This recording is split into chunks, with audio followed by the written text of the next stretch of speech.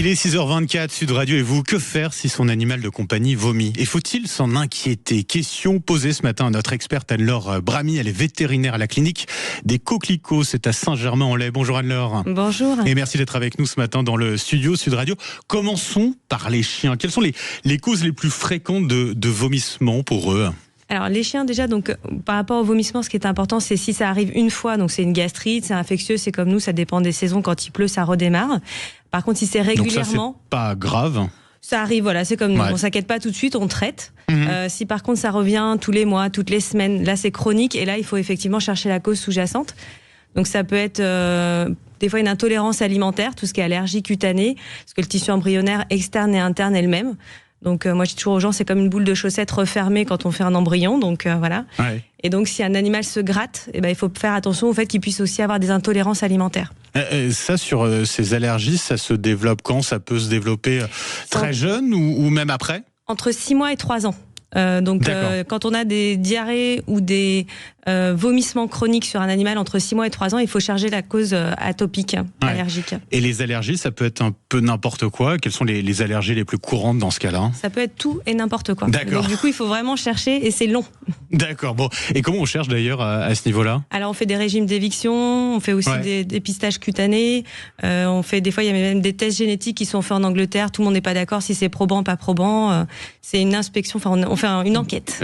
Une enquête. Et alors, bon, en cas de vomissement répété, là, pour le coup, faut consulter, faut aller voir son vétérinaire, faut pas hésiter. Même, je dirais, le plus vite possible, encore une fois. Plus vite c'est traité, plus vite c'est investigué, plus vite on exclut les problèmes et moins ça s'installe. Parce que c'est comme nous, si vous marchez sur une cheville qui a gonflé pendant longtemps, même si après vous prenez des antidouleurs, il restera des séquelles. Et alors, du côté des chats, alors, on a tous en tête, voilà, la boule de poil restée coincée dans la gorge. Ça, c'est une cause de vomissement parmi d'autres?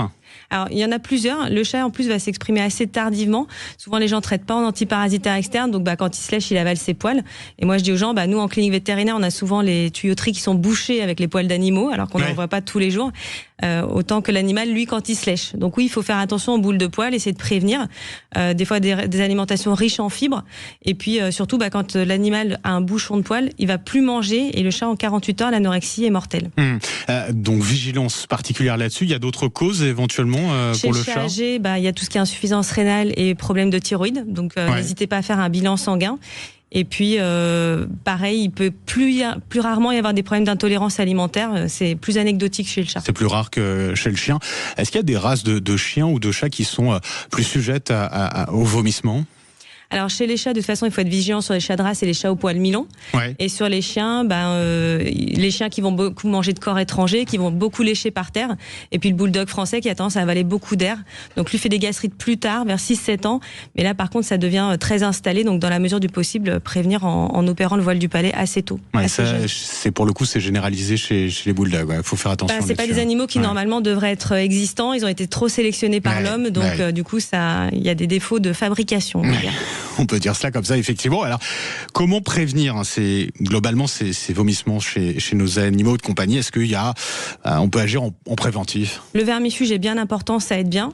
Éviter les à côté. Les gens ont tendance à donner trop d'aliments à côté pour faire plaisir aux animaux, mais ils ont moins de villosité intestinale que nous, donc ils digèrent pas pareil. Nous, on est omnivores, eux, ils sont carnivores. Donc la diversification alimentaire en étant en dehors des croquettes, c'est pas forcément aussi bon qu'on croit. Donc ça veut dire donner des légumes, par exemple, à son chien? C'est pas conseillé?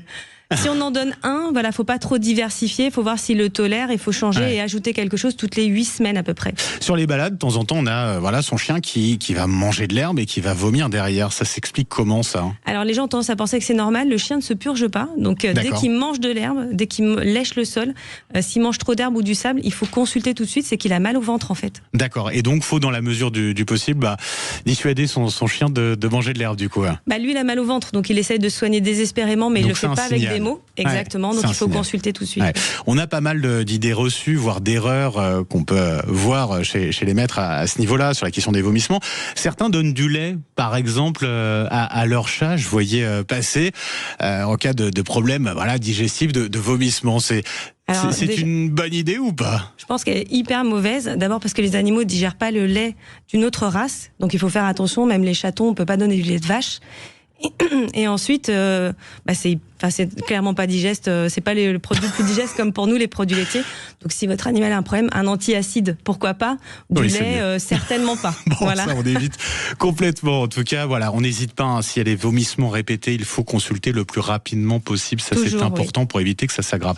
Merci beaucoup pour tous vos conseils et vos explications, Anne-Laure Bramy. Je rappelle que vous êtes vétérinaire à la clinique des Coquelicots à Saint-Germain-en-Laye. Je vous souhaite une très belle journée. Merci à vous. Merci, vous aussi. Au revoir.